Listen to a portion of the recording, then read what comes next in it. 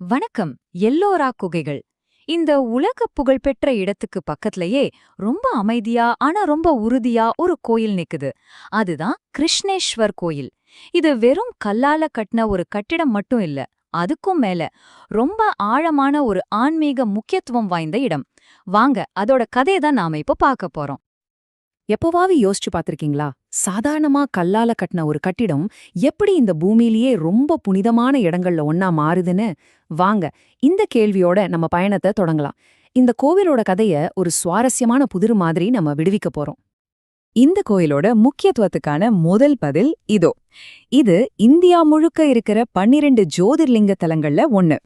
அதாவது சிவபெருமான் ஒரு ஒளிப்பிழம்பா தோன்றி அருள் பாலிக்கிற இடம்னு ஒரு பெரிய நம்பிக்கை. அதனால இது வெறும் கோயில் கிடையாது, இது சிவனோட தெய்வீக சக்தி நிறைஞ்ச ஒரு இடம்.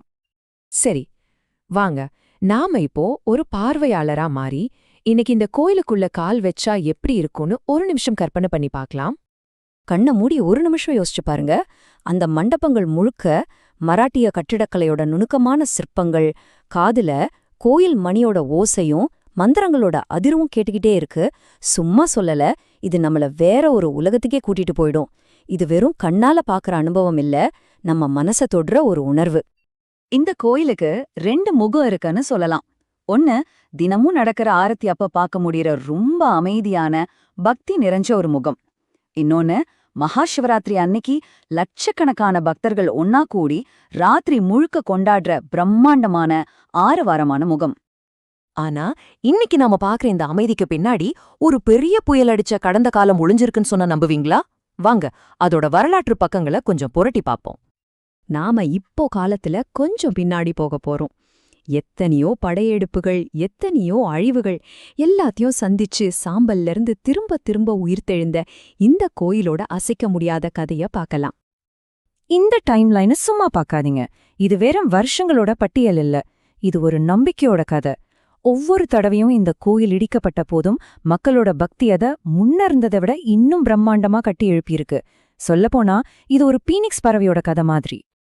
யாதவ மன்னர்கள்ல இருந்து மராத்திய ஆட்சியாளர்கள் வரைக்கும் பல பெரிய பேரரசுகள் இந்த கோயில பாதுகாத்து வந்திருக்கு. ஆனா இதுல ரொம்ப ஆச்சரியமான விஷயம் என்னன்னா, பக்கத்திலேயே பௌத்த சமண மதங்களோட எல்லோரா குகைகள் இருக்கு. பல 100 வருஷமா இது ரெண்டும் ஒன்னோட ஒன்னு எந்த பிரச்சனையும் இல்லாம அமைதியா இருந்திருக்கு. இது நம்ம பண்பாட்டோட சகிப்புத்தன்மைக்கு ஒரு சூப்பரான எடுத்துக்காட்டு இல்லையா? சரி, இத்தனை அழிவுகளுக்கு பிறகும் ஒரு கோயில திரும்ப திரும்ப கட்டணும்னா அதுக்கு பின்னாடி எவ்ளோ பெரிய ஒரு சக்தி இருக்கணும்? அந்த சக்தியோட மூல காரணத்தை தேடி நாம இப்போ புராண கதைகளுக்குள்ள பயணிக்கலாம். ஜோதிர்லிங்கம்னா என்ன? ரொம்ப சிம்பிள். ஜோதினா ஒளி, லிங்கம்னா வடிவம், அதாவது ஒளியின் தூண். இது வெறும் ஒரு சிலை கிடையாது.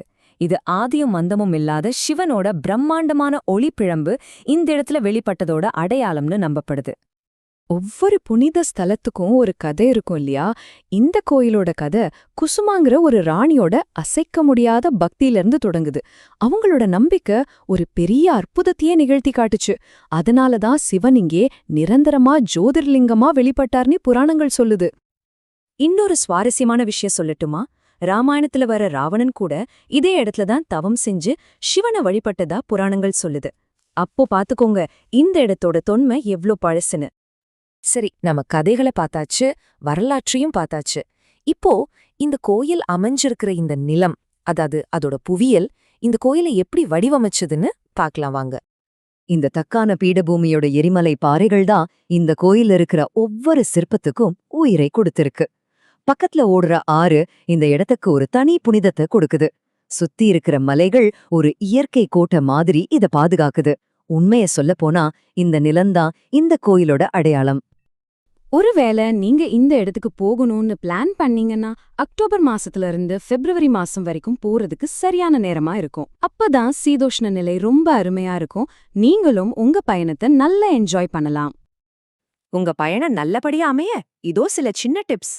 அங்க போகும்போது பக்கத்திலேயே இருக்கிற உலக புகழ்பெற்ற எல்லோரா குகைகளையும் சேர்த்து பார்த்துட்டு வந்துடுங்க.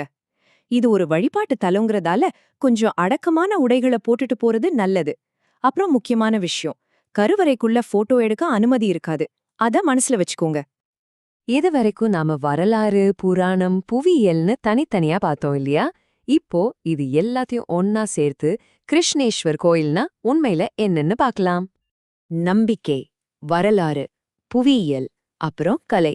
இந்த 4 தான் கிருஷ்ணேஸ்வர் கோயிலோட அஸ்திவார தூண்கள்னு சொல்லலாம். இது எல்லாம் ஒன்னோட ஒன்னு பின்னி பண்ணிஞ்சுதான் இந்த அற்புதமான நினைவு சின்னத்தை உருவாக்கியிருக்கு. அப்போ கடைசியா நம்ம புரிஞ்சுக்க வேண்டியது ஒன்னே ஒண்ணுதான். கிருஷ்ணேஸ்வர் கோயிலுங்கிறது ஏதோ மியூசியத்துல வச்சிருக்கிற ஒரு பழைய பொருள் மாதிரி இல்ல. அது ஒரு உயிரோட்டமான இடம். 1000 வருஷங்களுக்கு முன்னாடி இருந்த அதே நம்பிக்கை இன்னிக்கும் ஒவ்வொரு நாளும் அங்கே வாழ்ந்துட்டு இருக்கு. நான் இந்த ஒரு கேள்வியோட உங்களை விட்டு போறேன். யோசிச்சு பாருங்களேன், எல்லாமே இவ்ளோ வேகமா மாறிட்டே இருக்கிற இந்த உலகத்துல ஒரே ஒரு இடம் மட்டும் எப்படி 1000 வருஷமா மக்களோட அசைக்க முடியாத பக்தியை தக்க வச்சிட்டு இருக்கு? இதுக்கு என்ன காரணமா இருக்கும்? நீங்க என்ன நினைக்கிறீங்க?